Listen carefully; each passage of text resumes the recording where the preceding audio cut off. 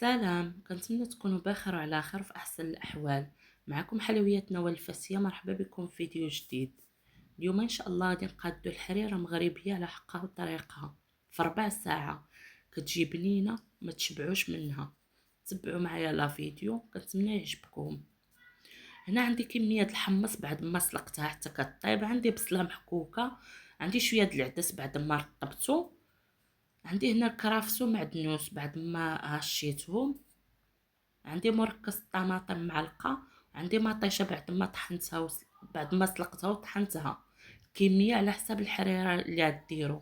عندي معلقه سكينجبير، معلقه الخرقوم، نص معلقه البزار، معلقه القزبور يابس، واحد ضامه كنور، شويه د الزيت والملحه. كنطيبوا هاد المقادير شويه كما كتشوفوا. الحمص راني طيبته اللي كيشد الطياب وصافي، وكندوروا الحريره بالدقيق والماء كما كتشوفوا. كنضيف الشعريه محمصه وصافي، كطلع فيهم الغليه مزيان.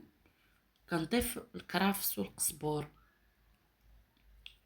بعد ما هشيتهم مزيان، ولا كدكوهم في المهرسي الا عندكم، وصافي كتضيفوا الملح الا كانت يعني كتذوقوا تضيفوا الملحه.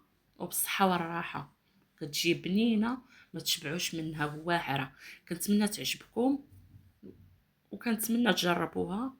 وشكرا بزاف على المشاهده وعلى المتابعه. الا كنتوا اول مره كتزوروا القناه، ما تنساوش تشتركوا وتفعلوا الجرس، تخليوا واحد اللايك واحد كومونتير زوين بحالكم. وشكرا بزاف. وصلنا لنهايه لا فيديو. الى فيديو قادم ان شاء الله.